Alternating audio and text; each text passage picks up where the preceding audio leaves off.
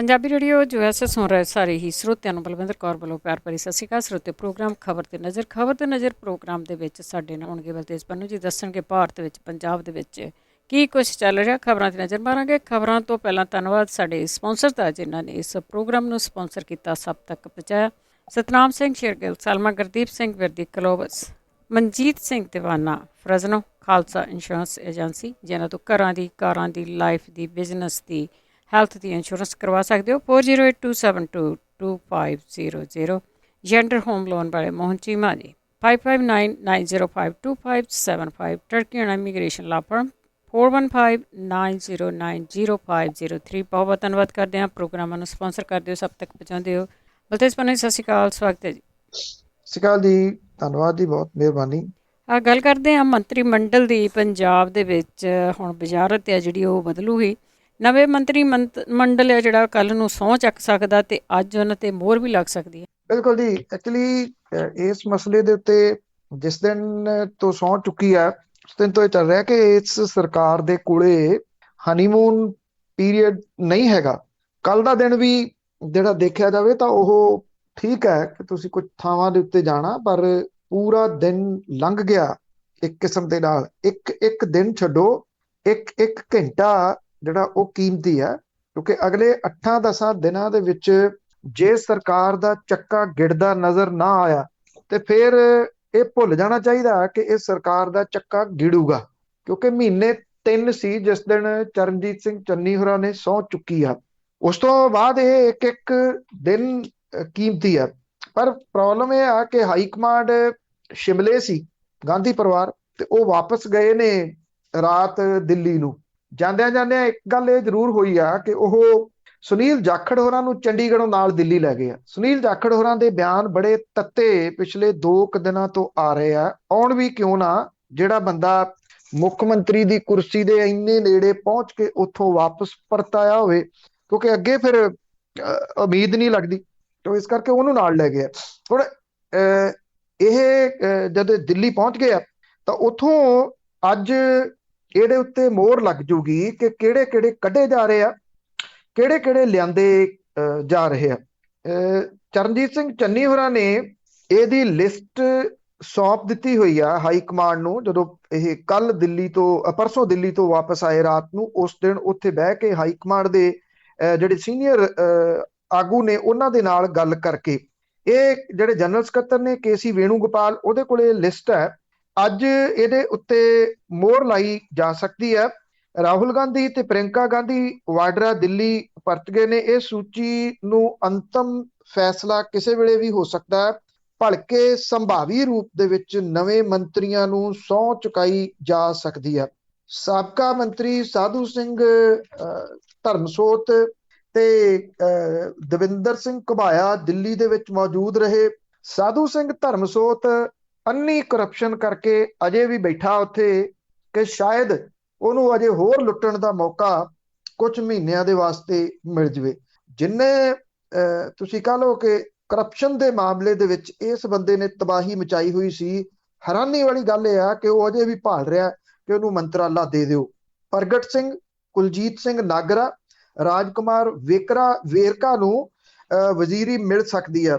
ਰਾਜਾ ਵੜਿੰਗ ਨੂੰ ਵਜ਼ੀਰੀ ਦਾ ਚਰਚਾ ਸੀਗਾ, ਪਰ ਰਾਜਾ ਵੜਿੰਗ ਦੇ ਵਿਰੋਧੀ ਅੰਦਰੋਂ ਅੰਦਰੀ ਉਹ ਵਜ਼ੀਰ ਨਾ ਲੱਗੇ, ਉਹਦੇ ਵਾਸਤੇ ਸਰਗਰਮ ਦੱਸੇ ਜਾ ਰਹੇ ਆ। ਸੁਰਜੀਤ ਸਿੰਘ ਧੀਮਾਨ ਤੇ ਸੰਗਤ ਸਿੰਘ ਗਲਿਜੀਆਂ, ਇਹਨਾਂ ਦੇ ਵਿੱਚੋਂ ਇੱਕ ਨੂੰ ਮੰਤਰੀ ਦਾ ਅਹੁਦਾ ਮਿਲ ਸਕਦਾ ਹੈ। ਬ੍ਰਹਮਿੰਦਰਾ ਨੂੰ ਚੁੱਪ ਕਰਾਉਣ ਦੇ ਵਾਸਤੇ ਉਹਨੂੰ ਸਪੀਕਰ ਦਾ ਅਹੁਦਾ ਦਿੱਤਾ ਜਾ ਸਕਦਾ, ਕਿ ਜਿਹੜਾ ਸਪੀਕਰ ਹੁੰਦਾ ਫਿਰ ਉਹ ਬੋਲ ਹੀ ਨਹੀਂ ਸਕਦਾ।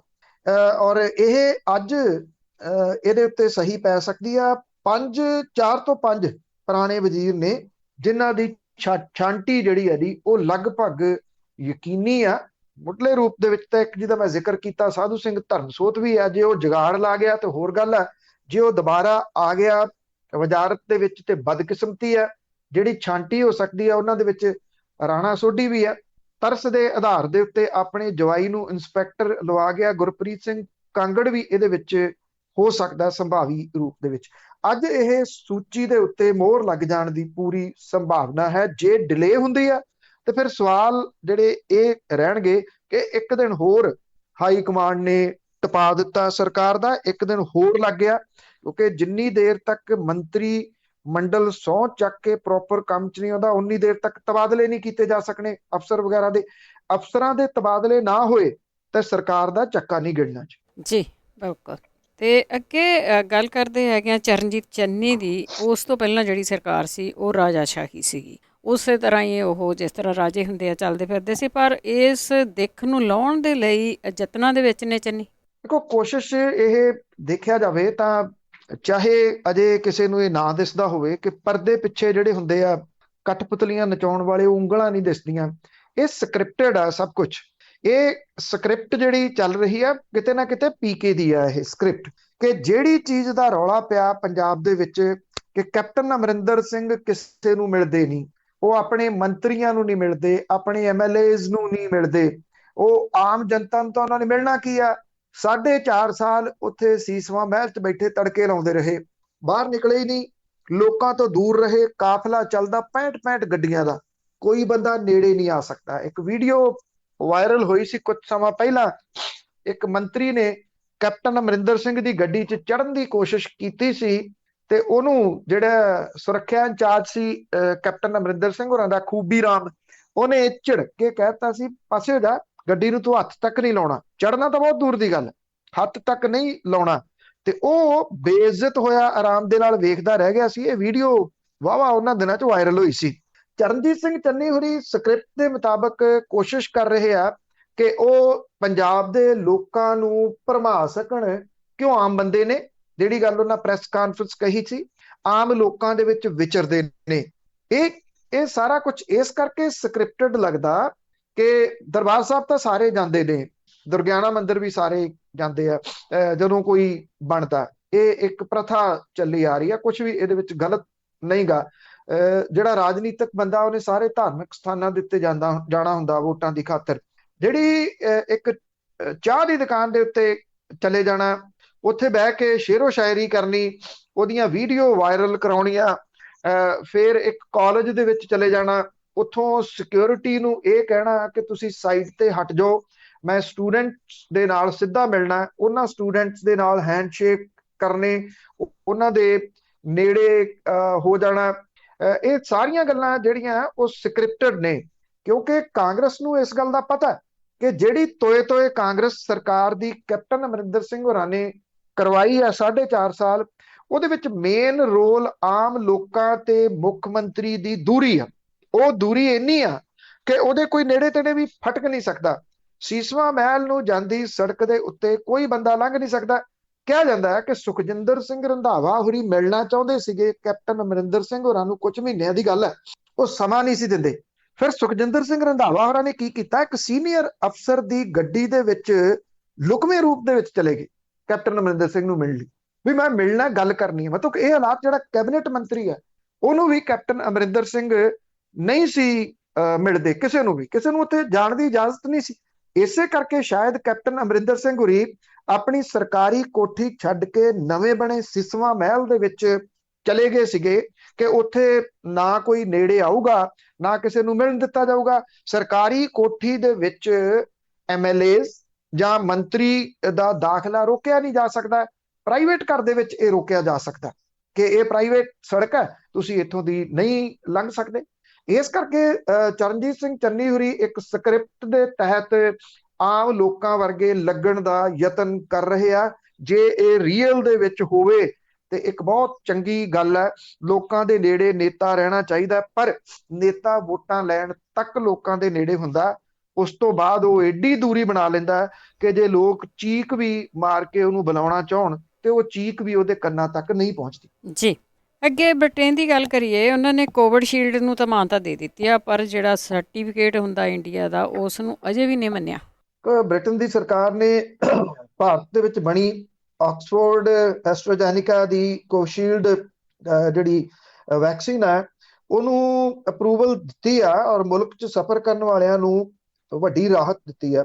ਪਰ ਇਹਦੇ ਵਿੱਚ ਇੰਡੀਅਨ ਜਿਹੜੇ ਉਹ ਸ਼ਾਮਲ ਨਹੀਂ ਗਏ। ਭਾਰਤੀਆਂ ਨੂੰ ਬ੍ਰਿਟੇਨ ਪਹੁੰਚਣ ਤੇ 10 ਦਿਨ ਦੇ ਕੁਆਰੰਟਾਈਨ ਤੇ ਬਾਕੀ ਨਿਯਮਾਂ ਦੀ ਪਾਲਣਾ ਕਰਨੀ ਹੋਊਗੀ। ਜਿਹੜੀ ਪਿਛਲੇ ਦਿਨਾਂ ਦੇ ਵਿੱਚ ਸ਼੍ਰੋਮਣੀ ਕਮੇਟੀ ਵਾਲੇ ਕਹਿੰਦੇ ਸੀ ਨਾ ਤੁਸੀਂ ਬਦਨਾਮ ਕਰਦੇ ਹੋ ਜਥੇਦਾਰ ਨੂੰ, ਉਹ ਇਹੀ ਮਾਮਲਾ ਸੀ। ਜਥੇਦਾਰ ਉੱਥੇ ਉਤਰਿਆ ਤੇ ਉਹਨੇ 10 ਦਿਨ ਕੁਆਰੰਟਾਈਨ ਨਹੀਂ ਕੀਤਾ ਤੇ ਸਿੱਧਾ ਸਮਾਗਮ ਦੇ ਵਿੱਚ ਜਿਹੜੇ ਉਹ ਚਲੇ ਗਏ। ਇਹੀ ਇਸ਼ੂ ਸੀਗਾ ਕਿ ਉਹਨਾਂ ਨੇ ਉੱਥੇ ਨਿਯਮਾਂ ਦੀ ਉਲੰਘਣਾ ਕੀਤੀ। ਬ੍ਰਿਟਨ ਦੇ ਵਿੱਚ ਇੰਟਰਨੈਸ਼ਨਲ ਟਰੈਵਲਿੰਗ ਦੇ ਦੌਰਾਨ ਨਵੇਂ ਨਿਯਮ 4 ਅਕਤੂਬਰ ਤੋਂ ਲਾਗੂ ਹੋਣਗੇ। ਭਾਰਤ ਉਹਨਾਂ 17 ਮੁਲਕਾਂ ਦੀ ਸੂਚੀ ਦੇ ਵਿੱਚ ਸ਼ਾਮਲ ਨਹੀਂ ਹੈ ਜਿਨ੍ਹਾਂ ਦੀ ਵੈਕਸੀਨ ਸੂਚੀ ਨੂੰ ਪ੍ਰਵਾਨਗੀ ਦਿੱਤੀ ਗਈ ਆ। ਇਸ ਕਰਕੇ ਭਾਰਤੀਆਂ ਨੂੰ ਇਕਾਂਤਵਾਸ ਦੇ ਨਿਯਮਾਂ ਤੋਂ ਕੋਈ ਰਾਹਤ ਨਹੀਂ ਮਿਲੂਗੀ। ਸੀਰਮ ਇੰਸਟੀਚਿਊਟ ਆਫ ਇੰਡੀਆ ਵੱਲੋਂ ਤਿਆਰ ਵੈਕਸੀਨ ਕੋਵਿਸ਼ੀਲਡ ਨੂੰ ਮੁਲਕ 'ਚ ਸਫ਼ਰ ਕਰਨ ਵੇਲੇ ਯੋਗ ਕੋਵਿਡ-19 ਵੈਕਸੀਨ ਦੀ ਸੂਚੀ 'ਚ ਸ਼ਾਮਲ ਨਾ ਕਰਨ ਦੇ ਉੱਤੇ ਬ੍ਰਿਟਨ ਦੀ ਤਿੱਖੀ ਆਲੋਚਨਾ ਹੋਈ ਸੀ। ਬ੍ਰਿਟਿਸ਼ ਹਾਈ ਕਮਿਸ਼ਨ ਨੇ ਇਹ ਗੱਲ ਕਹੀ ਹੈ ਕਿ ਅਸੀਂ ਭਾਰਤ ਸਰਕਾਰ ਦੇ ਨਾਲ ਮੁਲਕ 'ਚ ਢੁਕਵੇਂ ਸਰਕਾਰੀ ਸਿਹਤ ਅਦਾਰੇ ਵੱਲੋਂ ਲੋਕਾਂ ਨੂੰ ਵੈਕਸੀਨ ਦੇ ਜਾਇਜ਼ ਸਰਟੀਫਿਕੇਟ ਦੇਣ ਸੰਬੰਧੀ ਗੱਲਬਾਤ ਕਰ ਰਹੇ ਹਾਂ। ਬ੍ਰਿਟੇਨ ਸੁਰੱਖਿਅਤ ਢੰਗ ਦੇ ਨਾਲ ਇੰਟਰਨੈਸ਼ਨਲ ਪੈਸੇਂਜਰਸ ਲਈ ਮੁਲਕ ਦੇ ਰਾਹ ਖੋਲਣ ਲਈ ਵਚਨਬੱਧ ਹੈ ਤੇ ਮੌਜੂਦਾ ਐਲਾਨ ਉਸੇ ਤਰਜ਼ ਦੇ ਉੱਤੇ ਕੀਤਾ ਗਿਆ। ਸਵਾਲ ਇਹ ਆ ਕਿ ਜਿਹੜੀਆਂ ਕੈਨੇਡਾ ਦੀਆਂ ਫਲਾਈਟਸ ਬੰਦ ਹੋਈਆਂ ਉਹ ਕਿਉਂ ਹੋਈਆਂ? ਸਰਕਾਰਾਂ ਆਪਣੀ ਜਗ੍ਹਾ ਦੇ ਉੱਤੇ ਨੇ, ਇਹਦੇ ਵਿੱਚ ਸਾਡਾ ਆਪਣਾ ਕਸੂਰ ਬਹੁਤ ਵੱਡਾ। ਤੁਸੀਂ ਇਹਦੇ ਵਿੱਚ ਸਰਕਾਰਾਂ ਨੂੰ ਦੋਸ਼ ਕੀ ਦਿਓਗੇ ਕਿ ਟਰੈਵਲਿੰਗ ਦੇ ਵਾਸਤੇ ਇਹਨਾਂ ਲੋਕਾਂ ਨੇ ਮੋٹے ਪੈਸੇ ਦੇ ਕੇ ਜਾਲੀ ਸਰਟੀਫਿਕੇਟ ਬਣਵਾਏ ਜਿਹੜੇ ਟੈਸਟ ਦੇ ਕਿ ਇਹ ਬੰਦਾ ਨੈਗੇਟਿਵ ਹੈ। ਉਹ ਜਾਲੀ ਸਰਟੀਫਿਕੇਟ ਫੜੇ ਗਏ। ਕਿਤੇ ਹੋਰ ਤਾਂ ਤੁਸੀਂ ਛੱਡੋ, ਜਦੋਂ ਕੁੰਭ ਦਾ ਮੇਲਾ ਲੱਗਿਆ ਸੀ, ਜਿੰਨੇ ਹੇਰਾ ਫੇਰੀ, ਜਿੰਨਾ ਪੈਸਾ ਉੱਥੇ ਪ੍ਰਾਈਵੇਟ ਕੁਝ ਫਰਮਾਂ ਨੇ ਜਿਹੜੀਆਂ ਟੈਸਟਿੰਗ ਸੈਂਟਰ ਸੀ ਉਹਨਾਂ ਨੇ ਬਣਾਇਆ, ਜਾਲੀ ਨਾਮ ਲਿਸਟਾਂ ਦੇ ਵਿੱਚ ਚੜਾ ਕੇ ਕਰੋੜਾਂ ਰੁਪਏ ਦਾ ਕਾਰੋਬਾਰ ਉਹ ਲੋਕ ਕਰ ਗਏ। ਤੇ ਇਹ ਚੀਜ਼ਾਂ ਕਿਤੇ ਇੰਟਰਨੈਸ਼ਨਲ ਤੌਰ ਦੇ ਉੱਤੇ ਪਤਾ ਨਹੀਂ ਲੱਗਦੀਆਂ ਕਿ ਕੌਣ ਨੇ ਲੁੱਟ ਖੋਹ ਕਰਨ ਵਾਲੇ। ਸਰਕਾਰ ਨੇ ਉਸ ਮਾਮਲੇ ਦੇ ਉੱਤੇ ਕੱਖ ਨਹੀਂ ਕੀਤਾ। ਬੀਜੇਪੀ ਦੀ ਸਰਕਾਰ ਹੈ ਉੱਤਰਾਖੰਡ ਦੇ ਵਿੱਚ। ਮੁੜ ਕੇ ਉਸ ਤੋਂ ਬਾਅਦ ਇਹ ਵੀ ਕਿਹਾ ਜਾਂਦਾ ਹੈ ਕਿ ਕੁਝ ਲੋਕ ਜਿਹੜੇ ਇਹ ਵੈਕਸੀਨ ਲਵਾਉਂਦੇ ਨਹੀਂ, ਸਰਟੀਫਿਕੇਟ ਬਣਵਾ ਲੈਂਦੇ ਆ। ਇਹ ਜੇ ਇਸ ਤਰ੍ਹਾਂ ਦੀ ਗੱਲ ਹੈ ਇਹਦੇ ਵਿੱਚ ਕੋਈ ਸ਼ੱਕ ਵਾਲੀ ਗੱਲ ਨਹੀਂ ਗੀ। ਤੇ ਇੱਥੋਂ ਦੀ ਜਿਹੜੀ ਕਰਪਸ਼ਨ ਹੈ ਉਹ ਸਿਰ ਚੜ ਕੇ ਬੋਲ ਰਹੀ ਆ। ਕਰਪਸ਼ਨ ਜਿਹੜੀ ਅਫਸਰ ਕਰਦੇ ਨੇ, ਕਰਪਸ਼ਨ ਕਰਵਾਉਂਦਾ ਜਿਹੜਾ ਜੀ ਉਹਨਾਂ ਨੂੰ ਮੌਕਾ ਕੌਣ ਦਿੰਦਾ? ਉਹ ਆਮ ਲੋਕ ਨੇ। ਜੇ ਕੋਈ ਬੰਦਾ ਇਹ ਸੋਚਦਾ ਕਿ ਉਹਨੇ ਸਰਟੀਫਿਕੇਟ ਲੈ ਲਿਆ ਕਿਸੇ ਜਗ੍ਹਾ ਤੋਂ, ਉਹਨੇ ਵੈਕਸੀਨ ਨਹੀਂ ਲਗਵਾਈ, ਤੇ ਉਹ ਨੁਕਸਾਨ ਕਿਹਦਾ ਕਰ ਰਿਹਾ? ਪਹਿਲਾਂ ਤਾਂ ਆਪਣਾ ਵੀ ਕਰ ਰਿਹਾ, ਪਰ ਵੱਧ ਨੁਕਸਾਨ ਉਹ ਉਹਨਾਂ ਲੋਕਾਂ ਦਾ ਕਰ ਰਿਹਾ ਜਿਹੜੇ ਇਮਾਨਦਾਰੀ ਦੇ ਨਾਲ ਸਾਰਾ ਕੁਝ ਕਰਦੇ ਆ। ਇਹ ਉਹਨਾਂ ਦੇ ਰਾਹ ਦੇ ਵਿੱਚ ਵੀ ਕੰਡੇ ਬੀਜੇ ਜਾ ਰਹੇ ਆ। ਦੂਸਰੀ ਗੱਲ, ਕਰਪਸ਼ਨ ਦੇ ਉੱਤੇ ਠੱਲ ਨਾ ਪਾਉਣ ਕਰਕੇ ਸਰਕਾਰਾਂ ਦੀ ਜੋ ਤੋਏ ਹੋ ਰਹੀ ਆ ਕਿ ਉਹ ਇੰਟਰਨੈਸ਼ਨਲ ਤੌਰ ਦੇ ਉੱਤੇ ਸਭ ਦੇ ਸਾਹਮਣੇ ਆ। ਹੁਣ ਜੇ ਮੰਨ ਲਓ ਤੁਸੀਂ ਬ੍ਰਿਟਨ ਦੇ ਕੋਲੇ ਆਪਣਾ ਰੋਸ ਪ੍ਰਗਟ ਕਰੋਗੇ ਤੇ ਉੱਥੇ ਉਹ ਕਹਿਣਗੇ ਨਾ, ਤੁਹਾਡੇ ਸਾਹਮਣੇ ਰੱਖ ਦੇਣਗੇ ਵੀ ਆਹ ਤੁਹਾਡਾ ਧਾਰਮਿਕ ਸਥਾਨ ਹੈ ਨਾ, ਜਿਸ ਜਗ੍ਹਾ ਦੇ ਉੱਤੇ ਲੱਖਾਂ ਲੋਕ ਗਏ ਸੀ, ਆਹ ਫਰਮਾਂ ਨੇ ਜਿਨ੍ਹਾਂ ਨੇ ਨਕਲੀ ਲਿਸਟਾਂ ਬਣਾ ਕੇ ਲੋਕਾਂ ਨੂੰ ਨੈਗੇਟਿਵ ਸਰਟੀਫਿਕੇਟ ਵੰਡੇ। ਬਿਲਕੁਲ ਜੀ, ਬਿਲਕੁਲ ਜ਼ਰੂਰ ਦਿਖਾਉਣਗੇ। ਅੱਗੇ ਗੱਲ ਕਰਦੇ ਹਾਂ ਕੈਪਟਨ ਦੀ। ਕੈਪਟਨ ਆਪਣੇ ਹੀ ਸ਼ਹਿਰ ਦੇ ਵਿੱਚ ਬੇਗਾਨੇ ਹੋਏ ਪੋਸਟਰ ਵੀ ਲਾ ਦਿੱਤੇ ਗਏ। ਕੋਈ ਸਮਾਂ ਹੁੰਦਾ ਸੀ ਜਿਵੇਂ ਅੱਜ ਮੋਰਿੰਡਾ ਚਮਕੌਰ ਸਾਹਿਬ ਵਾਲੇ ਮਾਣ ਮਹਿਸੂਸ ਕਰ ਰਹੇ ਆ। ਚਰਨਜੀਤ ਸਿੰਘ ਚੰਨੀ ਹੋਰੀ ਉਹਨਾਂ ਦੇ ਇਲਾਕੇ ਦੇ ਨੇ, ਮੁੱਖ ਮੰਤਰੀ ਦੇ ਅਹੁਦੇ ਤੱਕ ਪਹੁੰਚੇ ਆ। ਇਸੇ ਤਰੀਕੇ ਨਾਲ ਇੱਥੇ ਪਟਿਆਲੇ ਦੇ ਵਿੱਚ ਜਾਂ ਪੰਜਾਬ ਦੇ ਲੋਕ ਮਾਣ ਮਹਿਸੂਸ ਕਰਦੇ ਹੁੰਦੇ ਸੀ। ਪੰਜਾਬ ਦਾ ਕੈਪਟਨ ਜਾਂ ਉਹਦੇ ਖੂੰਡੇ ਦੀ ਗੱਲ ਚੱਲਦੀ ਸੀ, ਪਾਣੀਆਂ ਦਾ ਰਾਖਾ, ਬੜਾ ਕੁਝ ਚੱਲਦਾ ਹੁੰਦਾ ਸੀ। ਪਟਿਆਲੇ ਦੇ ਵਿੱਚ ਤਾਂ ਖਾਸ ਤੌਰ ਦੇ ਉੱਤੇ ਕੈਪਟਨ ਅਮਰਿੰਦਰ ਸਿੰਘ ਹੋਰਾਂ ਦੇ ਸ਼ਹਿਰ ਦੇ ਅੰਦਰੂਨੀ ਹਿੱਸੇ ਦੇ ਵਿੱਚ ਤਾਂ ਭਗਤ ਬਹੁਤ ਨੇ, ਮਹਿਲ ਦੇ ਭਗਤ ਨੇ, ਅਸਲ ਦੇ ਵਿੱਚ ਰਾਜਿਆਂ ਦੇ ਭਗਤ ਨੇ, ਜਿਹੜੇ ਅੱਜ ਵੀ ਮਹਾਰਾਜਾ ਸਾਹਿਬ, ਮਹਾਰਾਣੀ ਸਾਹਿਬਾਂ ਕਹਿ ਕੇ ਸੰਬੋਧਿਤ ਹੁੰਦੇ ਆ ਇਹਨਾਂ ਲੋਕਾਂ ਨੂੰ। ਪਰ ਇਸ ਟਰਮ ਦੇ ਵਿੱਚ ਜੋ ਕੈਪਟਨ ਅਮਰਿੰਦਰ ਸਿੰਘ ਹੋਰਾਂ ਨੇ ਕੀਤਾ, ਪਟਿਆਲੇ ਦਾ ਉਹ ਕੁਝ ਖਾਸ ਨਹੀਂ ਕਰ ਸਕੇ। ਪਟਿਆਲੇ ਜਿਹੜੀਆਂ ਸੜਕਾਂ ਬਣਾ ਦੇਣੀਆਂ, ਸੜਕਾਂ ਦੀ ਬਿਊਟੀਫਿਕੇਸ਼ਨ ਕਰ ਦੇਣੀ, ਇਹਨੂੰ ਤੁਸੀਂ ਵਿਕਾਸ ਨਹੀਂ ਕਹਿ ਸਕਦੇ। ਕਿਹੜਾ ਪ੍ਰੋਜੈਕਟ ਹੈ ਜਿਹੜਾ ਪਟਿਆਲੇ ਦੇ ਵਿੱਚ ਵੱਡਾ ਆਇਆ ਜਿਹਨੇ ਕਿ ਜੌਬਸ ਲਿਆਂਦੀਆਂ ਹੋਣ ਜਾਂ ਜੌਬਸ ਲਿਆ ਸਕੇ? ਈਵਨ ਇਹ ਲੋਕਾਂ ਦਾ ਵਹਿਮ ਹੀ ਸੀਗਾ। ਪ੍ਰਨੀਤ ਕੌਰ ਹੋਰੀ ਸੈਂਟਰ ਦੇ ਵਿੱਚ ਮਿਨਿਸਟਰ ਰਹੇ ਡਾਕਟਰ ਮਨਮੋਹਨ ਸਿੰਘ ਹੋਰਾਂ ਦੀ ਸਰਕਾਰ ਦੇ ਵੇਲੇ, ਫੋਰਨ ਅਫੇਅਰ ਮਿਨਿਸਟਰ ਸੀ, ਬੜੀ ਵੱਡੀ ਮਿਨਿਸਟਰੀ ਹੁੰਦੀ ਆ। ਉਹ ਇੱਕ ਕੋਈ ਦਫ਼ਤਰ ਤੱਕ ਪਟਿਆਲੇ ਦੇ ਵਿੱਚ ਨਹੀਂ ਉਦੋਂ ਲਿਆ ਸਕੇ ਆਪਣੇ ਲੋਕ ਸਭਾ ਹਲਕੇ 'ਚ। ਜੇ ਪਾਸਪੋਰਟ ਦਾ ਦਫ਼ਤਰ ਲਿਆਂਦਾ ਤਾਂ ਇੱਕ ਆਮ ਬੰਦੇ ਡਾਕਟਰ ਧਰਮਵੀਰਾ ਗਾਂਧੀ ਹੋਰਾਂ ਨੇ ਲਿਆਂਦਾ, ਮੈਂਬਰ ਪਾਰਲੀਮੈਂਟ ਹੁੰਦੇ ਆ, ਉਹਨਾਂ ਕੋਲੇ ਕੋਈ ਮਿਨਿਸਟਰੀ ਵੀ ਨਹੀਂ ਸੀ। ਝੋਲਾ ਚੁੱਕ ਕੇ ਤੁਰ ਪੈਂਦੇ ਸੀ ਮਿਨਿਸਟਰੀ 'ਚ ਰੋਜ਼ ਕਿ ਆਹ ਕਰੋ ਆਹ ਕਰੋ। ਜਿੰਨੇ ਕੰਮ ਡਾਕਟਰ ਗਾਂਧੀ ਹੋਰਾਂ ਨੇ ਕਰਵਾਏ ਉਹ ਆਪਣੀ ਟਰਮ ਦੇ ਵਿੱਚ ਪ੍ਰਨੀਤ ਕੌਰ ਹੋਰੀ ਤੱਕ ਕਰਵਾ ਹੀ ਨਹੀਂ ਸਕੇ। ਇਸ ਵਾਰ ਲੋਕ ਕੁਝ ਜ਼ਿਆਦਾ ਖਿਝ ਗਏ। ਉਹਨਾਂ ਦੀ ਖਿਝ ਦਾ ਕਾਰਨ ਇਹ ਵੀ ਰਿਹਾ ਕਿ ਪਟਿਆਲਾ ਧਰਨਿਆਂ ਦਾ ਸ਼ਹਿਰ ਬਣ ਗਿਆ। ਪਿਛਲੇ 7 ਕੁ ਮਹੀਨੇ ਤੋਂ ਏਡੇ ਬੁਰੇ ਹਾਲਾਤਾਂ ਦੇ ਵਿੱਚੋਂ ਲੰਘ ਰਹੇ ਨੇ ਪਟਿਆਲਾ ਵਾਸੀ ਕਿ ਸਾਰੀਆਂ ਸੜਕਾਂ ਜਾਮ, ਜਿੱਧਰ ਨੂੰ ਤੁਸੀਂ ਨਿਕਲੋ ਉਧਰ ਕਿਤੇ ਨਾ ਕਿਤੇ ਧਰਨਾਕਾਰੀ ਬੈਠੇ। ਉਹ ਵਿਚਾਰੇ ਕੀ ਕਰਨ, ਉਹਨਾਂ ਦਾ ਹੱਕ ਹੈ ਆਪਣੀਆਂ ਜਾਇਜ਼ ਮੰਗਾਂ ਦੇ ਵਾਸਤੇ ਧਰਨੇ ਲਾਉਣੇ, ਉਹਨਾਂ ਦਾ ਕਸੂਰ ਕੋਈ ਨਹੀਂਗਾ। ਉਹਨਾਂ ਨੇ ਕਿਤੇ ਨਾ ਕਿਤੇ ਤਾਂ ਜਾਣਾ ਸੀਗਾ। ਜਿਵੇਂ ਪਹਿਲਾਂ ਦੱਸਿਆ ਕਿ ਸਰਕਾਰੀ ਕੋਠੀ ਦੇ ਵਿੱਚ ਤਾਂ ਕੈਪਟਨ ਅਮਰਿੰਦਰ ਸਿੰਘ ਹੋਰੀ ਰਹਿੰਦੇ ਨਹੀਂ, ਉੱਥੇ ਚੰਡੀਗੜ੍ਹ ਦੀ ਪੁਲਿਸ ਨਹੀਂ ਜਾਣ ਦਿੰਦੀ, ਉਹ ਡਾਂਗਾ ਫੇਰਦੀ ਆ। ਸਿਸਵਾ ਫਾਰਮ ਤੇ ਤੁਸੀਂ ਜਾ ਨਹੀਂ ਸਕਦੇ। ਲੈ ਦੇ ਕੇ ਰਹਿ ਜਾਂਦਾ ਸੀਗਾ ਕੈਪਟਨ ਅਮਰਿੰਦਰ ਸਿੰਘ ਦਾ ਇਹ ਮੋਤੀ ਮਹਿਲ। ਇੱਥੇ ਉਹ ਵਿਚਾਰੇ ਧਰਨੇ ਪ੍ਰਦਰਸ਼ਨ ਕਰਦੇ ਸੀ ਤੇ ਤੰਗ ਹੋਏ ਪਿਛਲੇ 7-8 ਮਹੀਨਿਆਂ ਤੋਂ ਪਟਿਆਲੇ ਵਾਲੇ। ਜਿਹੜੀ ਸੜਕ ਕੈਪਟਨ ਅਮਰਿੰਦਰ ਸਿੰਘ ਦੇ ਘਰ ਮੂਹਰੇੋਂ ਲੰਘਦੀ ਆ ਉਹ 7 ਮਹੀਨਿਆਂ ਤੋਂ ਲਗਭਗ ਬੰਦ ਹੈ। ਕੱਲ ਖੋਲੀ ਗਈ। ਤੁਸੀਂ ਹੈਰਾਨ ਹੋਵਾਂਗੇ ਜਦੋਂ ਇਹ ਸੜਕ ਖੁੱਲੀ ਆ ਤਾਂ ਲੋਕਾਂ ਨੇ ਰਾਹਤ ਮਹਿਸੂਸ ਕੀਤੀ ਤੇ ਬੜੀ ਹੈਰਾਨਗੀ ਦੇ ਨਾਲ ਵੇਖ ਰਹੇ ਸੀਗੇ ਉਹ, ਅੱਛਾ ਵੀ ਇਹ ਹੁਣ ਸੜਕ ਜਿਹੜੀ ਖੁੱਲ ਗਈ। ਪੀਆਰਟੀਸੀ ਦੇ ਵੱਲੋਂ ਇਹ ਹੁਕਮ ਜਾਰੀ ਕੀਤੇ ਗਏ ਕੱਲ ਦੁਪਹਿਰੇ ਕਿ ਪੀਆਰਟੀਸੀ ਦੀਆਂ ਬੱਸਾਂ ਦੇ ਉੱਤੇ ਕੈਪਟਨ ਅਮਰਿੰਦਰ ਸਿੰਘ ਵਾਲੀ ਸਰਕਾਰ ਜਿਹੜੀ ਹੁਣ ਨਹੀਂ ਰਹੀ ਉਹਦੇ ਲੱਗੇ ਹੋਏ ਬੋਰਡ ਪੋਸਟਰ ਉਤਾਰ ਦਿੱਤੇ ਜਾਣ ਕਿਉਂਕਿ ਮੁੱਖ ਮੰਤਰੀ ਬਦਲ ਗਏ। ਇਹ ਆਰਡਰ ਦੀ ਕਾਪੀ ਦੁਪਹਿਰੇ ਵਾਇਰਲ ਹੋ ਗਈ। ਜਿੰਨੀ ਤੇਜ਼ੀ ਦੇ ਨਾਲ ਇਹ ਵਾਇਰਲ ਹੋਈ ਸੋਸ਼ਲ ਮੀਡੀਆ ਦੇ ਉੱਤੇ, ਉਨੀ ਤੇਜ਼ੀ ਦੇ ਨਾਲ ਪੀਆਰਟੀਸੀ ਦੇ ਡਰਾਈਵਰ ਕੰਡਕਟਰ ਪੈ ਨਿਕਲੇ ਇਹਨਾਂ ਪੋਸਟਰਾਂ ਨੂੰ ਜੀ।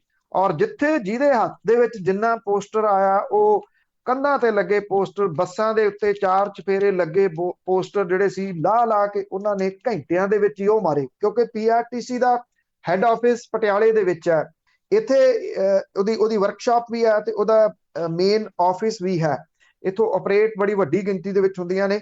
ਸ਼ਾਮ ਤੱਕ 5-6 ਵਜੇ ਤੱਕ ਇਹ ਹਾਲਾਤ ਹੋ ਗਏ ਕਿ ਪੀਆਰਟੀਸੀ ਦੀ ਕਿਸੇ ਵੀ ਬੱਸ ਦੇ ਉੱਤੇ ਕੈਪਟਨ ਅਮਰਿੰਦਰ ਸਿੰਘ ਦਾ ਇਸ਼ਤਿਹਾਰੀ ਪੋਸਟਰ ਨਹੀਂ ਸੀ ਦਿਸ ਰਿਹਾ।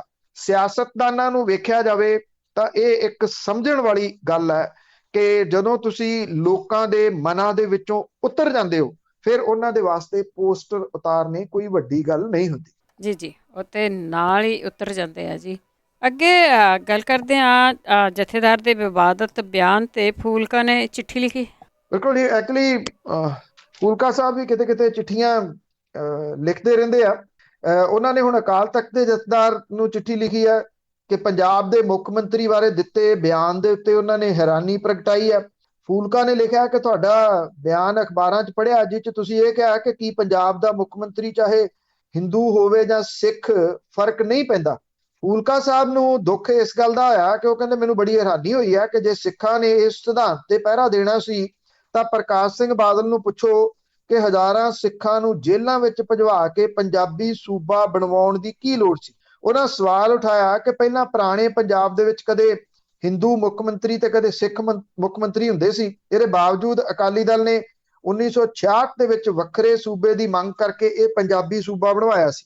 ਅੱਜ ਅਕਾਲੀ ਦਲ ਜਥੇਦਾਰ ਦੇ ਇਸ ਬਿਆਨ ਦਾ ਸਮਰਥਨ ਕਰ ਰਿਹਾ। ਉਹਨਾਂ ਕਿਹਾ ਕਿ ਅਕਾਲੀ ਦਲ ਨੇ ਇਹ ਵੀ ਮੰਗ ਕੀਤੀ ਹੈ ਕਿ ਦੁਨੀਆ ਦੇ ਵਿੱਚ ਇਹ ਸਿੱਖਾਂ ਦਾ ਇੱਕੋ ਇੱਕ ਪੰਜਾਬੀ ਸੂਬਾ ਹੋਊਗਾ ਜਿਹਦੇ ਵਿੱਚ ਸਿੱਖ ਚਿਹਰਾ ਮੁੱਖ ਮੰਤਰੀ ਬਣੂਗਾ।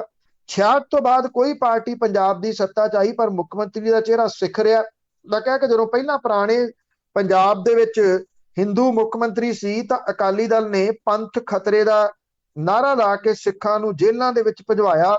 ਫੂਲਕਾ ਨੇ ਇਹ ਵੀ ਜਿਹੜਾ ਦੀ ਖਦਸ਼ਾ ਜਤਾਇਆ ਕਿ ਹੁਣ ਵੀ ਅਕਾਲੀ ਦਲ ਗੈਰ ਸਿੱਖ ਚਿਹਰੇ ਨੂੰ ਪੰਜਾਬ ਦਾ ਮੁੱਖ ਮੰਤਰੀ ਬਣਵਾ ਕੇ ਮੁੜ ਕੇ ਪੰਥ ਨੂੰ ਖਤਰੇ ਦਾ ਨਾਰਾ ਦੇ ਸਕਦਾ ਹੈ। ਉਹਨਾਂ ਨੇ ਇਹ ਕਿਹਾ ਕਿ ਅਕਾਲੀ ਦਲ ਦਿਖਾਉਣਾ ਚਾਹੁੰਦਾ ਹੈ ਕਿ ਸਿੱਖਾਂ ਦੇ ਹੱਕਾਂ ਲਈ ਸਿਰਫ ਅਕਾਲੀ ਦਲ ਲੜ ਸਕਦਾ ਹੈ, ਦੂਜੇ ਕਿਸੇ ਪਾਰਟੀ ਦੇ ਰਾਜ ਦੇ ਵਿੱਚ ਸਿੱਖ ਸੁਰੱਖਿਅਤ ਨਹੀਂ। ਉਧਰ ਇਸ ਬਿਆਨ ਨੂੰ ਜਿਹੜਾ ਉਭਾਰਨ ਵਾਲੇ ਕਾਂਗਰਸ ਦੇ ਸਾਬਕਾ ਪ੍ਰਧਾਨ ਸੁਨੀਲ ਜਾਖੜ ਨੇ ਇਹ ਕਿਹਾ ਕਿ ਅਕਾਲ ਤਖਤ ਦੇ ਜਿਹੜੇ ਜਥੇਦਾਰ ਨੇ ਉਹਨੇ ਪੰਜਾਬ ਦੇ ਮੁੱਖ ਮੰਤਰੀ ਦੀ ਚੋਣ ਦੇ ਮੌਕੇ ਦੇ ਉੱਤੇ ਸੁਲਝਿਆ ਹੋਇਆ ਬਿਆਨ ਦੇ ਕੇ ਆਪਣੀ ਸਿਆਣਪ ਦਾ ਪ੍ਰਗਟਾਵਾ ਕੀਤਾ। ਉਹਨੇ ਕਿਹਾ ਕਿ ਛੋਟੀ ਸੋਚ ਦੇ ਮਾਲਕ ਉੱਚ ਅਹੁਦਿਆਂ ਦੇ ਉੱਤੇ ਬੈਠੇ ਆ ਜਿਹੜੇ ਜਾਤਾਂ ਪਾਤਾਂ ਦੇ ਵਿੱਚ ਲੋਕਾਂ ਨੂੰ ਵੰਡ ਦੇਣਾ ਚਾਹੁੰਦੇ ਆ। ਇਹ ਉਹਨਾਂ ਦਾ ਦਰਦ ਜਿਹੜਾ ਉਹ ਸਮਝ ਆਉਂਦਾ ਕਿ ਇਹ ਦਰਦ ਉਹਨਾਂ ਦਾ ਕੀ ਆ। ਪਹਿਲਾਂ ਵੀ ਕਿਹਾ ਕਿ ਕੁਰਸੀ ਤੱਕ ਹੱਥ ਪੈਂਦਾ ਪੈਂਦਾ ਉਹਨਾਂ ਦਾ ਰਹਿ ਗਿਆ। ਇਹਦੇ 'ਚ ਕੋਈ ਜਿਹੜਾ ਉਹ ਸ਼ੱਕ ਨਹੀਂਗਾ ਕਿ ਸੁਨੀਲ ਜਾਖੜ ਹੁਰੀ ਬਹੁਤ ਸਿਆਣੇ ਨੇਤਾਵਾਂ ਦੇ ਵਿੱਚੋਂ ਇੱਕ ਨੇ, ਸੁਲਝੇ ਹੋਏ ਨੇਤਾਵਾਂ ਦੇ ਵਿੱਚੋਂ ਇੱਕ ਨੇ। ਫੂਲਕਾ ਸਾਹਿਬ ਨੇ ਜਿਹੜੀ ਆ ਚਿੱਠੀ ਲਿਖੀ ਆ, ਇਹ ਉਹ ਨਾਮ ਹੀ ਲਿਖਦੇ ਤੇ ਗਿਆਨੀ ਹਰਪ੍ਰੀਤ ਸਿੰਘ ਹੋਰਾਂ ਦੇ ਬਿਆਨ ਦਾ ਕਿਸੇ ਨੇ ਕੋਈ ਬਹੁਤਾ ਨੋਟਿਸ ਨਹੀਂ ਲਿਆ, ਨਾ ਉਹਨਾਂ ਨੂੰ ਸੀਰੀਅਸ ਲਿਆ ਹੀ ਜਾਂਦਾ। ਸਗੋਂ ਫੂਲਕਾ ਸਾਹਿਬ ਨੇ ਇਹ ਚਿੱਠੀ ਲਿਖ ਕੇ ਉਹਨਾਂ ਦੇ ਬਿਆਨ ਨੂੰ ਹਵਾ ਹੀ ਇੱਕ ਕਿਸਮ ਦੇ ਨਾਲ ਦੇ ਦਿੱਤੀ ਆ, ਤੇ ਹਰਪ੍ਰੀਤ ਸਿੰਘ ਹੋਰੀ ਵੀ ਸੋਚਦੇ ਹੋਣੇ ਆ ਵੀ ਚਲੋ ਕੋਈ ਨਾ ਕੋਈ ਤਾਂ ਹੈ ਜਿਹੜਾ ਉਹਨਾਂ ਦੇ ਬਿਆਨ ਦਾ ਨੋਟਿਸ ਲੈ ਰਿਹਾ। ਜੀ ਜੀ ਜੀ ਬਿਲਕੁਲ। ਅੱਗੇ ਗੱਲ ਕਰਦੇ ਕੱਚੇ ਮੁਲਾਜ਼ਮਾਂ ਦੀ, ਇਹ ਪਟਿਆਲਾ ਨੂੰ ਛੱਡ ਕੇ ਹੁਣ ਮਰਿੰਡੇ ਵੱਲ ਜਾਣਗੇ। ਕੈਪਟਨ ਅਮਰਿੰਦਰ ਸਿੰਘ ਦੀ ਜਿਹੜਾ ਜੀ ਉਹ ਮੁੱਖ ਮੰਤਰੀ ਵਜੋਂ ਹੁਣ ਨਹੀਂ ਵਿਚਰ ਰਹੇ, ਚਰਨਜੀਤ ਸਿੰਘ ਚੰਨੀ ਮੁੱਖ ਮੰਤਰੀ ਬਣ ਗਏ ਨੇ। ਇੱਥੇ ਪਟਿਆਲੇ ਦੇ ਵਿੱਚ ਅਜੇ ਵੀ ਜਿਹੜੇ ਸੰਘਰਸ਼ ਆ ਉਹ ਕੁਝ ਥਾਵਾਂ ਦੇ ਉੱਤੇ ਚੱਲ ਰਿਹਾ, ਖਾਸ ਤੌਰ ਦੇ ਉੱਤੇ ਕੱਚੇ ਮੁਲਾਜ਼ਮ ਉਹ ਇੱਥੇ ਘੇਰੀ ਬੈਠੇ ਨੇ ਪਟਿਆਲੇ ਦੇ ਚੌਂਕਾਂ ਨੂੰ। ਕੱਲ ਵੀ ਉਹਨਾਂ ਨੇ ਮੋਤੀ ਮਹਿਲ ਵੱਲ ਜਾਣ ਦੀ ਕੋਸ਼ਿਸ਼ ਇੱਕ ਵਾਰੀ ਕੀਤੀ, ਰਸਤੇ 'ਚ ਡੱਕ ਲਏ ਗਏ। ਉਹ ਕਿਉਂਕਿ ਸਵਾਲ ਇਹ ਆ ਕਿ ਇੱਕਦਮ ਧਰਨਾ ਚੁੱਕ ਕੇ ਕਿਵੇਂ ਦੂਜੇ ਪਾਸੇ ਨੂੰ ਤੁਰ ਪੈਣ, ਇਹ ਔਖਾ। ਹੁਣ ਇਹ ਕਿਹਾ ਜਾ ਰਿਹਾ ਹੈ ਕਿ ਜਿਹੜੇ ਇਹ ਕੱਚੇ ਸੰਘਰਸ਼ੀ ਮੁਲਾਜ਼ਮ ਨੇ ਉਹ ਪਟਿਆਲੇ ਤੋਂ ਮੋਰਿੰਡਾ ਸ਼ਹਿਰ ਵੱਲ ਨੂੰ ਮੁੜ ਰਹੇ ਨੇ। ਚਰਨਜੀਤ ਸਿੰਘ ਚੰਨੀ ਦੀ ਰਿਹਾਇਸ਼ ਮੋਰਿੰਡੇ ਦੇ ਵਿੱਚ ਹੈ, ਉਹਦੀ ਰਿਹਾਇਸ਼ ਦੇ ਨੇੜੇ ਪੱਕਾ ਮੋਰਚਾ ਲਾਉਣ ਦਾ ਐਲਾਨ ਉਹਨਾਂ ਨੇ ਕੀਤਾ। ਇਹ ਆਖਿਆ ਗਿਆ ਹੈ ਕਿ ਉਹ ਚਰਨਜੀਤ ਸਿੰਘ ਚੰਨੀ ਹੋਰਾਂ ਦੇ ਇਸ ਘਰ ਨੂੰ ਜਾ ਕੇ ਘੇਰਨਗੇ ਤੇ ਉੱਥੇ ਪੱਕਾ ਮੋਰਚਾ ਲਾ ਲੈਣਗੇ। ਪੱਕੇ ਮੋਰਚੇ ਤੋਂ ਪਹਿਲਾਂ 25 ਸਤੰਬਰ ਨੂੰ ਮੁਲਾਜ਼ਮਾਂ ਤੇ ਪੈਨਸ਼ਨਰਾਂ ਦਾ ਵੱਡਾ ਵਫਦ ਆਪਣੀਆਂ ਮੰਗਾਂ ਲੈ ਕੇ ਚਰਨਜੀਤ ਸਿੰਘ ਚੰਨੀ ਹੋਰਾਂ ਨੂੰ ਮਿਲਣ ਜਾਊਗਾ। ਜਿਸ ਦਿਨ ਸਹੁੰ ਚੁੱਕੀ ਆ ਆਪਣੇ ਅਹੁਦੇ ਦੀ, ਉਸ ਦਿਨ ਚਰਨਜੀਤ ਸਿੰਘ ਚੰਨੀ ਹੋਰਾਂ ਨੇ ਇਹ ਗੱਲ ਆਖੀ ਸੀਗੀ ਕਿ ਜਿੰਨੇ ਹੜਤਾਲੀ ਮੁਲਾਜ਼ਮ ਨੇ ਉਹ ਹੜਤਾਲ ਵਾਪਸ ਲੈ ਲੈਣ, ਅਸੀਂ ਉਹਨਾਂ ਦੇ ਨਾਲ ਗੱਲਬਾਤ ਕਰਾਂਗੇ। ਸਵਾਲ ਇਹ ਹੈ ਵੱਡਾ ਕਿ ਉਹਨਾਂ ਨੇ ਵਾਪਸ ਤਾਂ ਨਹੀਂ ਲਈ ਜੀ, ਉਹ ਕਹਿੰਦੇ ਨਹੀਂ ਅਸੀਂ ਵਾਪਸ ਨਹੀਂ ਲੈਂਦੇ, ਪਹਿਲਾਂ ਤੁਸੀਂ ਗੱਲਬਾਤ ਕਰੋ। ਚਾਹੇ ਉਹ ਜਿਵੇਂ ਪੀਆਰਟੀਸੀ ਜਾਂ ਪਨ ਬੱਸ ਵਾਲਿਆਂ ਦਾ ਗੁੱਸਾ ਸੀਗਾ, ਉਹ ਗੁੱਸਾ ਇਸ ਕਰਕੇ ਸੀਗਾ ਕਿ 2 ਹਫ਼ਤੇ ਦਾ ਸਮਾਂ ਜਾਂ 2 ਹਫ਼ਤੇ ਦਾ ਲਾਰਾ ਉਹਨਾਂ ਨੂੰ ਦੇਗੀ ਪਿਛਲੇ ਜਿਹੜੇ ਸਲਾਹਕਾਰ ਸੀ ਮੁੱਖ ਮੰਤਰੀ ਦੇ, ਉਹਨਾਂ ਨੂੰ ਇਹ ਲੱਗਦਾ ਕਿ ਹੁਣ ਵਾਲੇ ਜਿਹੜੇ ਸਲਾਹਕਾਰ ਆਉਣਗੇ ਉਹ ਨਵਾਂ ਲਾਰਾ ਲਾਉਣਗੇ। ਜਿਹੜੇ ਇਹ ਮੁਲਾਜ਼ਮ ਵਰਗ ਹੈ ਜੀ, ਉਹ ਵਿਚਾਰੇ ਜਿੱਥੋਂ ਤੱਕ ਇਹ ਸੰਘਰਸ਼ ਆਪਣੇ ਲਿਆਏ ਸੀਗੇ ਉਹ ਪੁੜਾਂ ਦੇ ਵਿਚਾਲੇ ਪਿਸ ਗਏ, ਕਾਂਗਰਸੀ ਪੁੜਾਂ ਦੇ ਵਿਚਾਲੇ। ਕਿਉਂਕਿ ਨਵੇਂ ਬਣੇ ਮੁੱਖ ਮੰਤਰੀ ਜਾਂ ਨਵੇਂ ਬਣਨ ਵਾਲੇ ਮੰਤਰੀ ਇਹ ਕਹਿਣਗੇ ਜੀ ਉਹ ਪਿਛਲੀ ਸਰਕਾਰ ਵਾਅਦਾ ਕਰ ਗਈ, ਮੁੱਖ ਮੰਤਰੀ ਉਦੋਂ ਹੋਰ ਸੀ, ਅਸੀਂ ਹੁਣ ਨਵੇਂ ਸਿਰੇ ਵਾਅਦਾ ਕਰਾਂਗੇ। ਇਸ ਕਰਕੇ ਉਹ ਹੁਣ ਕਰਨ ਤਾਂ ਕੀ ਕਰਨ, ਇਸ ਗੱਲ ਦਾ ਉਹਨਾਂ ਦੇ ਉੱਤੇ ਪ੍ਰੈਸ਼ਰ ਹੈ ਕਿ ਜੇ ਹੁਣ ਸੁਣੀ ਗਈ ਤਾਂ ਸੁਣੀ ਗਈ, ਉਸ ਤੋਂ ਬਾਅਦ ਫਿਰ ਸਮਝ ਲਓ ਫਿਰ ਨਹੀਂ ਸੁਣੀ ਜਾਣੀ। ਕਿਉਂਕਿ ਫਿਰ ਅਗਲੇ 3 ਮਹੀਨਿਆਂ ਤੋਂ ਬਾਅਦ ਜਦੋਂ ਚੋਣ ਜ਼ਾਬਤਾ ਦਸੰਬਰ ਦੇ ਵਿੱਚ ਲੱਗ ਗਿਆ, ਫਿਰ ਸਰਕਾਰ ਨੇ ਕਹਿਣਾ ਜੀ ਅਸੀਂ ਕੀ ਕਰੀਏ, ਚੋਣ ਜ਼ਾਬਤਾ ਲੱਗ ਗਿਆ, ਨਵੀਂ ਸਰਕਾਰ ਆਊਗੀ ਫਿਰ ਕਰਾਂਗੇ। ਨਵੀਂ ਸਰਕਾਰ, ਇਹ ਸਭ ਲੋਕਾਂ ਨੂੰ ਪਤਾ ਲੱਗ ਗਿਆ ਹੁਣ ਵੀ 4-4.5 ਸਾਲ ਕੋਈ ਕਿਸੇ ਦੀ ਸਰਕਾਰ ਆ ਗਈ, ਉਹਨੇ ਡੱਕਾ ਨਹੀਂ ਤੋੜਨਾ, ਉਹਨੇ ਸਿਰਫ ਆਪਣੇ ਘਰ ਭਰਨੇ ਆ, ਆਪਣੇ ਢਿੱਡ ਭਰਨੇ ਆ, ਤੇ ਅਖੀਰਲੇ ਸਾਲ ਦੇ ਵਿੱਚ ਫਿਰ ਉਹ ਮੁਲਾਜ਼ਮਾਂ ਨੂੰ ਪੁੱਛਦੇ ਆ ਜੀ। ਅੱਗੇ ਕੈਪਟਨ ਅਮਰਿੰਦਰ ਸਿੰਘ ਹਜੇ ਵੀ ਬੜੀ ਵਿਸਕੋਲ ਰਹੇ ਆ, ਕਹਿੰਦੇ ਨਵਜੋਤ ਸਿੱਧੂ ਦੇ ਸਾਹਮਣੇ ਉਹ ਸਟਰੋਂਗ ਕੈਂਡੀਡੇਟ ਲੈ ਕੇ ਆਉਣਗੇ। ਮੈਂ ਉਹ ਸਵੇਰੇ ਅਰਲੀ ਮਾਰਨਿੰਗ ਉੱਠ ਕੇ ਉਹਨਾਂ ਦੀ ਇੰਟਰਵਿਊ ਦੇਖ ਰਿਹਾ ਸੀ, ਜਿਹੜੀ ਉਹਨਾਂ ਨੇ ਇੱਕ ਨੈਸ਼ਨਲ ਚੈਨਲ ਨੂੰ ਦਿੱਤੀ ਆ। ਉਹਦੇ ਵਿੱਚ ਜਿਹੜਾ ਗੁੱਸਾ ਉਹ 7ਵੇਂ ਅਸਮਾਨ ਤੇ ਆ ਕੈਪਟਨ ਅਮਰਿੰਦਰ ਸਿੰਘ ਹੋਰਾਂ ਦਾ। ਸਿਆਣੇ ਕਹਿੰਦੇ ਆ ਕਿ ਉਮਰ ਦੇ ਲਿਹਾਜ਼ ਦੇ ਨਾਲ ਬੰਦੇ ਦੇ ਵਿੱਚ ਬਹੁਤ ਸਾਰੀ ਪੇਸ਼ੈਂਸ ਆ ਜਾਂਦੀ ਆ, ਆਉਣੀ ਚਾਹੀਦੀ ਵੀ ਆ। ਜੇ ਬੰਦਾ ਉਮਰ ਦੇ ਲਿਹਾਜ਼ ਦੇ ਨਾਲ, ਸਿਆਣਪ ਦੇ ਲਿਹਾਜ਼ ਦੇ ਨਾਲ, ਤਜਰਬੇ ਦੇ ਲਿਹਾਜ਼ ਦੇ ਨਾਲ ਨਹੀਂ ਬੰਦਾ ਬਦਲਦਾ ਤੇ ਫਿਰ ਉਹ ਬੰਦਾ ਨਹੀਂ ਕਹਿਲਾਉਂਦਾ। ਗੁਰਬਾਣੀ ਕਹਿੰਦੀ ਆ ਕਿ ਵਕਤ ਵਿਚਾਰੇ ਸੋ ਬੰਦਾ ਹੋਏ, ਵਕਤ ਵਿਚਾਰਨਾ ਚਾਹੀਦਾ। ਕੈਪਟਨ ਅਮਰਿੰਦਰ ਸਿੰਘ ਹੋਰੀ 9.5 ਸਾਲ ਪੰਜਾਬ ਦੇ ਮੁੱਖ ਮੰਤਰੀ ਰਹੇ ਆ, 5 ਸਾਲ ਪਹਿਲਾਂ ਤੇ 4.5 ਸਾਲ ਆ, ਕਿੰਨੇ ਕੁ ਲੋਕਾਂ ਦੇ ਹਿੱਸੇ ਇਹ ਆਉਂਦਾ। ਦੂਜੀ ਗੱਲ ਹੈ, ਤੁਹਾਡੇ ਕੋਲੇ ਕਹਿਣ ਲਈ ਕੀ ਆ, ਤੁਸੀਂ ਕੀਤਾ ਕੀ ਆ ਇਸ ਟਰਮ ਦੇ ਵਿੱਚ? ਡੱਕਾ ਤੋੜ ਕੇ ਦੂਰਾ ਨਹੀਂ ਕੀਤਾ, ਆਪਣੇ ਘਰ ਦੇ ਵਿੱਚ ਵੜ ਕੇ ਰਾਜੇਸ਼ਾਹੀ ਖਿਲਾਰੀ, ਰਾਜੇਸ਼ਾਹੀ ਲੋਕਾਂ ਨੂੰ ਵਿਖਾਈ, ਕਿਸੇ ਦਾ ਕੋਈ ਕੰਮ ਨਹੀਂ ਹੋਇਆ, ਸਿਰਫ ਔਰ ਸਿਰਫ ਜੇ ਵਧਿਆ ਤਾਂ ਕਰਪਸ਼ਨ ਵਧੀ। ਕੈਪਟਨ ਅਮਰਿੰਦਰ ਸਿੰਘ ਹੋਰੀ ਨਵਜੋਤ ਸਿੰਘ ਸਿੱਧੂ ਦੇ ਬਾਰੇ ਦੇ ਵਿੱਚ ਇਹ ਕਹਿ ਰਿਹਾ ਕਿ ਉਹ ਬਹੁਤ ਵੱਡਾ ਖਤਰਾ ਆ ਪੰਜਾਬ ਦੇ ਵਾਸਤੇ। ਨਵਜੋਤ ਸਿੰਘ ਸਿੱਧੂ ਕਿਵੇਂ ਖਤਰਾ ਆ ਤੇ ਕੈਪਟਨ ਅਮਰਿੰਦਰ ਸਿੰਘ ਹੋਰੀ ਕਿਵੇਂ ਖਤਰਾ ਨਹੀਂ, ਇਹ ਬੜਾ ਵੱਡਾ ਸਵਾਲ ਹੈ। ਨਵਜੋਤ ਸਿੰਘ ਸਿੱਧੂ ਦੇ ਵਿੱਚ ਊਣਤਾਈਆਂ ਬਹੁਤ ਸਾਰੀਆਂ ਨੇ, ਇਹਦੇ 'ਚ ਕੋਈ ਸ਼ੱਕ ਨਹੀਂ, ਪਰ ਉਹ ਖਤਰਾ ਕਿਵੇਂ ਹੋ ਗਿਆ, ਇਹ ਬੜਾ ਵੱਡਾ ਸਵਾਲ ਆ ਜਿਹੜਾ ਕੈਪਟਨ ਅਮਰਿੰਦਰ ਸਿੰਘ ਹੋਰੀ ਕਰ ਰਹੇ ਆ। ਦੂਜਾ ਕਹਿੰਦੇ ਕਿ ਮੈਂ ਨਵਜੋਤ ਸਿੰਘ ਸਿੱਧੂ ਨੂੰ ਮੁੱਖ ਮੰਤਰੀ ਨਹੀਂ ਬਣ ਦੇਣਾ, ਚਾਹੇ ਕੁਝ ਵੀ ਹੋ ਜੇ। ਐਗਜ਼ੈਕਟਲੀ ਉਦਾਂ ਸ਼ਾਇਦ ਜਿਵੇਂ ਪਹਿਲਾਂ ਇਹਨਾਂ ਨੇ ਜਿੱਦ ਕੀਤੀ ਸੀ 16 ਦੇ ਵਿੱਚ ਕਿ ਮੈਂ ਪ੍ਰਤਾਪ ਸਿੰਘ ਬਾਜਵਾ ਨੂੰ ਮੁੱਖ ਮੰਤਰੀ ਨਹੀਂ ਬਣ ਦੇਣਾ, ਚਾਹੇ ਕੁਝ ਵੀ ਹੋ ਜੇ। ਜਿੱਦੀ ਸੁਭਾਅ ਹੈ। ਇੰਗਲੈਂਡ ਬੈਠੇ ਸੀ ਉਦੋਂ ਆਪਣੇ ਨਾਲਦਿਆਂ ਦੇ ਨਾਲ, ਤੇ ਇੰਗਲੈਂਡ ਦੇ ਵਿੱਚ ਬਹਿ ਕੇ ਇਹਨਾਂ ਧਮਕੀ ਦਿੱਤੀ ਸੀ ਹਾਈ ਕਮਾਂਡ ਨੂੰ ਵੀ ਵੇਖ ਲਓ ਪਾਰਟੀ ਤਾਂ ਮੇਰੇ ਕੋਲੇ ਰਜਿਸਟਰਡ ਆ, ਫਿਰ ਮੈਂ ਉਹਦੇ ਵੱਲੋਂ ਚੋਣਾਂ ਲੜ ਲੈਣਾ। ਕੈਪਟਨ ਸਾਹਿਬ ਇੱਕ ਗੱਲ ਭੁੱਲਦੇ ਆ, 16 ਨਹੀਂ ਗਾ, ਇਹ 21 ਆ। ਅੱਜ ਉਹਨਾਂ ਦੇ ਆਪਣੇ ਸ਼ਹਿਰ ਦੇ ਵਿੱਚ ਕੋਈ ਵੁਕਤ ਨਹੀਂ ਹੈਗੀ, ਪੰਜਾਬ ਤਾਂ ਬਹੁਤ ਦੂਰ ਦੀ ਗੱਲ ਹੈ। ਉਹ ਕਹਿੰਦੇ ਮੈਂ ਇੱਕ ਸਟਰੋਂਗ ਕੈਂਡੀਡੇਟ ਖੜਾ ਕਰੂੰਗਾ ਨਵਜੋਤ ਸਿੰਘ ਸਿੱਧੂ ਦੇ ਸਾਹਮਣੇ। ਇਹਦਾ ਮਤਲਬ ਉਹ ਚੋਣਾਂ ਕਿਸੇ ਨੂੰ ਲੜਾਉਣਗੇ, ਕਿਸੇ ਨੂੰ ਜੋ ਖੜਾ ਕਰਨਾ ਸਟਰੋਂਗ ਕੈਂਡੀਡੇਟ ਤੁਸੀਂ ਹੈ। ਨਵਜੋਤ ਸਿੰਘ ਸਿੱਧੂ ਨੂੰ ਤੁਸੀਂ ਕਹਿੰਦੇ ਸੀਗੇ ਮੈਂ ਉਹਦੇ ਖਿਲਾਫ ਚੋਣ ਲੜੂੰਗਾ, ਮੈਂ ਉਹਦੀ ਜ਼ਮਾਨਤ ਜ਼ਬਤ ਕਰਾਊਂਗਾ, ਲੋਕਾਂ ਨੂੰ ਭੁੱਲ ਗਿਆ ਕਿਤੇ। ਹੁਣ ਵੀ ਲੜੋ, ਕਰਾਓ ਉਹਦੀ ਜ਼ਮਾਨਤ ਜ਼ਬਤ, ਔਰ ਆਪ ਚੋਣ ਆ ਕੇ ਤੁਸੀਂ ਲੜੋ। ਤੋ ਇਹ ਉਮੀਦ ਕੀਤੀ ਜਾ ਰਹੀ ਹੈ ਕਿ ਜਿਹੜੀ ਪਾਰਟੀ ਦਾ ਜ਼ਿਕਰ ਉਹਨਾਂ ਨੇ 16 ਦੇ ਵਿੱਚ ਕੀਤਾ ਸੀਗਾ, ਸ਼ਾਇਦ ਉਹੀ ਪਾਰਟੀ ਨੂੰ ਰਿਵਾਈਜ਼ ਕਰਨਗੇ। ਮੇਰੀ ਜਾਣਕਾਰੀ ਦੇ ਮੁਤਾਬਕ ਉਹ ਪਾਰਟੀ ਪੰਜਾਬ ਵਿਕਾਸ ਪਾਰਟੀ ਦੇ ਨਾਂ ਦੇ ਉੱਤੇ ਇਹਨਾਂ ਨੇ ਰਜਿਸਟਰਡ ਕਰਾਈ ਸੀ। ਕੋਈ ਮੂੰਹ ਲਾਉਂਦਾ ਜਾਂ ਨਹੀਂ ਲਾਉਂਦਾ ਉਹ ਬਾਅਦ ਵਾਲੀ ਗੱਲ ਹੈ, ਹਾਲ ਦੀ ਘੜੀ ਉਹ ਵਿਸ ਘੋਲ ਰਹੇ ਜੀ। ਤੇ ਅਖੀਰ ਦੇ ਵਿੱਚ ਡਰੱਗ ਦੀ ਗੱਲ ਕਰਦੇ ਆ, ਉਸ ਮਾਮਲੇ ਦੇ ਵਿੱਚ ਗੋਦੀ ਮੀਡੀਆ ਦੇ ਦੰਦ ਜੁੜੇ ਹੋਏ ਆ। ਜਦੋਂ ਤੁਹਾਨੂੰ ਜੇ ਯਾਦ ਹੋਵੇ ਤਾਂ 100 ਗ੍ਰਾਮ ਡਰੱਗ ਇੱਕ ਫਿਲਮਾਂ ਦੇ ਵਿੱਚ ਕੰਮ ਕਰਨ ਵਾਲੀ ਰੀਆ ਚੱਕਰਵਰਤੀ ਦੇ ਕੋਲੋਂ ਫੜੀ ਗਈ ਸੀ। ਜਿਹੜਾ ਇੱਕ ਐਕਟਰ ਸੁਸਾਈਡ ਕਰ ਗਿਆ ਸੀਗਾ, ਉਹਦੀ ਉਹ ਉਦੋਂ ਗਰਲਫ੍ਰੈਂਡ ਸੀ। ਜਦੋਂ ਇਹ 100 ਗ੍ਰਾਮ ਡਰੱਗ ਫੜੀ ਗਈ ਆ ਤਾਂ ਕੁਰਸੀ ਤੋਂ ਉੱਠ ਕੇ ਟੈਲੀਵਿਜ਼ਨ ਦੇ ਉੱਤੇ ਬਾਂਦਰ ਟਪੂਸੀਆਂ ਮਾਰਨ ਵਾਲਾ ਇੱਕ ਜਿਹੜਾ ਵਿਅਕਤੀ ਆ ਜੀ, ਉਹ ਕਹਿੰਦਾ, ਉਹ ਜਿਹੋ ਜਿਹੀਆਂ ਗੱਲਾਂ ਕਰਦਾ ਸੀਗਾ, ਮੁਝੇ ਡਰੱਗ ਚਾਹੀਏ, ਮੁਝੇ ਡਰੱਗ ਚਾਹੀਏ, ਵੀ ਮੈਨੂੰ ਬਾਕੀ ਸਾਰੀ ਫੜਾਉਣਾ ਕੀ ਹੋਣਾ ਸੀ। ਉਹ ਕੁੜੀ ਵਿਚਾਰੀ ਦੇ ਮਗਰ ਐਸਾ ਇਹ ਮੀਡੀਆ ਪਿਆ, ਉਹਦਾ ਤਕੜੀ ਨਿਕਲੀ। ਕੋਈ ਮਾੜਾ ਬੰਦਾ ਹੁੰਦਾ ਤੇ ਖੁਦਕੁਸ਼ੀ ਕਰ ਜਾਂਦਾ। ਜਿਹੋ ਜਿਹਾ ਕਰੈਕਟਰ ਅਸੈਸੀਨੇਸ਼ਨ ਇਸ ਮੀਡੀਆ ਨੇ ਉਸ ਕੁੜੀ ਦਾ ਉਹਨਾਂ ਦਿਨਾਂ ਦੇ ਦੌਰਾਨ ਕੀਤਾ। ਅੱਜ ਹੁਣ ਇਹ ਮੁੰਦਰਾ ਪੋਰਟ ਤੋਂ, ਜਿਹੜੀ ਮੈਂ ਕੱਲ ਗੱਲ ਵਿਸਥਾਰ ਦੇ ਵਿੱਚ ਕੀਤੀ ਸੀ, ਮੁੰਦਰਾ ਪੋਰਟ ਤੋਂ ਜਿਹੜੀ 3000 ਕਿਲੋ ਹੈਰੋਇਨ ਫੜੀ ਗਈ ਆ, 21,000 ਕਰੋੜ ਰੁਪਈਆ ਇਹਦਾ ਮੁੱਲ ਹੈ। 15 ਤੋਂ 21,000 ਰੁਪਈਆ ਦੱਸਿਆ ਜਾ ਰਿਹਾ, ਕਿਉਂਕਿ ਵੈਲਿਊ ਅਜੇ ਉਹ ਪਾਈ ਜਾ ਰਹੀ ਹੈ ਕਿ ਫਲਾਂ ਜਗ੍ਹਾ ਦੇ ਉੱਤੇ ਇੰਨੀ ਆ, ਫਲਾਂ ਇੰਨੀ, ਉਹ ਵੈਲਿਊ ਦੇ ਹਿਸਾਬ ਦੇ ਨਾਲ ਇਹਦੇ ਡਿਫਰੈਂਟ ਰੇਟ ਜਿਹੜੇ ਉਹ ਦੱਸੇ ਜਾ ਰਹੇ ਆ। ਉਹ ਰੇਟ ਨੂੰ ਤੁਸੀਂ ਛੱਡ ਦਿਓ ਸਾਈਡ ਦੇ ਉੱਤੇ। 3000 ਕਿਲੋ ਡਰੱਗ ਘੱਟੋ ਘੱਟ ਤੁਸੀਂ ਲਾ ਕੇ ਚੱਲੋ 5 ਕਰੋੜ ਲੋਕਾਂ ਦੀ ਮੌਤ ਦਾ ਸਮਾਨ ਐਟਲੀਸਟ।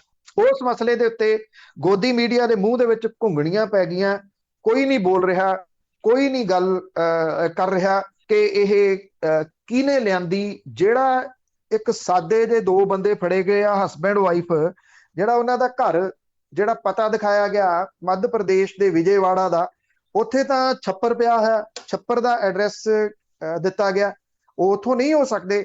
ਇਹ ਕੌਣ ਨੇ? ਅਨਨੋਨ ਬੰਦਾ ਕੌਣ ਹੈ? ਜੇ ਅਨਨੋਨ ਕੋਈ ਜਿਹੜਾ ਜੋੜਾ ਹੈ ਹਸਬੈਂਡ ਵਾਈਫ, ਉਹ ਇੰਨੀ ਡਰੱਗ 3000 ਕਿਲੋ ਇੱਕ ਪੋਰਟ ਦੇ ਉੱਤੇ ਕਿਵੇਂ ਲਿਆ ਸਕਦਾ? ਇਹ ਪੋਰਟ ਹੈਗਾ ਅਡਾਨੀ ਦਾ। ਅਡਾਨੀ ਗਰੁੱਪ ਦੇ ਵੱਲੋਂ ਜਾਰੀ ਕੀਤੀ ਗਈ ਇੱਕ ਛੋਟੀ ਜਿਹੀ ਪ੍ਰੈਸ ਰਿਲੀਜ਼ ਦੇ ਵਿੱਚ ਇਹ ਆਖਿਆ ਗਿਆ ਕਿ ਸਾਡਾ ਪੋਰਟ ਜ਼ਰੂਰ ਹੈ, ਪਰ ਸਾਡਾ ਉੱਥੋਂ ਦੀ ਸਿਕਿਉਰਿਟੀ ਦੇ ਨਾਲ ਕੋਈ ਲੈਣਾ ਦੇਣਾ ਨਹੀਂਗਾ, ਅਸੀਂ ਉੱਥੋਂ ਦੀ ਸਿਕਿਉਰਿਟੀ ਨਹੀਂ ਸੰਭਾਲਦੇ। ਮੰਨ ਲਓ ਕਿਸੇ ਦੇ ਘਰ ਦੇ ਵਿੱਚ ਕਤਲ ਹੋ ਜੇ ਤੇ ਉਹ ਘਰ ਦਾ ਮਾਲਕ ਇਹ ਗੱਲ ਕਹਿ ਸਕਦਾ ਕਿ ਘਰ ਦੀ ਸਿਕਿਉਰਿਟੀ ਦਾ ਮੈਨੂੰ ਨਹੀਂ ਪਤਾ, ਘਰ ਮੇਰਾ ਜ਼ਰੂਰ ਹੈ। ਇਸ ਕਰਕੇ ਜਿਹੜਾ ਗੋਦੀ ਮੀਡੀਆ ਉਹ ਬਿਲਕੁਲ ਚੁੱਪ ਬੈਠਾ, ਉਹਦੀ ਹਿੰਮਤ ਹੀ ਨਹੀਂ ਹੈਗੀ ਕਿ ਉਹ ਇਸ ਮਸਲੇ ਦੇ ਉੱਤੇ ਗੱਲ ਕਰ ਸਕੇ, ਇਸ ਮਸਲੇ ਨੂੰ ਉਭਾਰ ਸਕੇ। ਕਿਉਂਕਿ ਫਿਰ ਜਿਸ ਤਰੀਕੇ ਦੇ ਨਾਲ ਇਹ ਕਿਹਾ ਜਾ ਰਿਹਾ ਕਿ ਇਹ ਜਿਹੜੇ ਦੋ ਗਰੁੱਪ ਨੇ, ਇਹਨਾਂ ਦੇ ਵਿਚਾਲੇ ਗੋਦੀ ਮੀਡੀਆ ਕੰਟਰੋਲ ਕਰਨ ਦੀ ਦੌੜ ਲੱਗੀ ਹੋਈ ਆ, ਤਾਂ ਕੰਟਰੋਲ ਤਾਂ ਬਹੁਤਾ ਹੋਇਆ, ਇਸ ਕਰਕੇ ਉਹ ਬੋਲ ਨਹੀਂ ਰਿਹਾ। ਜੀ ਜੀ ਬਿਲਕੁਲ, ਬਹੁਤ ਬਹੁਤ ਧੰਨਵਾਦ ਬਲਤੇਜ ਪੰਨੂ ਜੀ। ਮਿਹਰਬਾਨੀ ਜੀ, ਧੰਨਵਾਦ ਜੀ, ਸਤਿ ਸ਼੍ਰੀ ਅਕਾਲ। ਸਤਿ ਸ਼੍ਰੀ ਅਕਾਲ ਜੀ। ਤੇ ਸਰੋਤੇ ਸਨ ਬਲਤੇਜ ਪੰਨੂ ਜੀ ਸਾਡੇ ਨਾਲ ਜੁੜਦੇ ਨੇ, ਕਰਦੇ ਨੇ ਖਬਰਾਂ। ਇਸੇ ਦੇ ਨਾਲ ਸਾਡਾ ਅੱਜ ਦਾ ਬੁਲਟਨ ਇੱਥੇ ਹੀ ਸਮਾਪਤ। ਬਲਵਿੰਦਰ ਕੌਰ ਵੱਲੋਂ ਆਪ ਸਭ ਨੂੰ ਹੀ ਸਤਿ ਸ਼੍ਰੀ ਅਕਾਲ।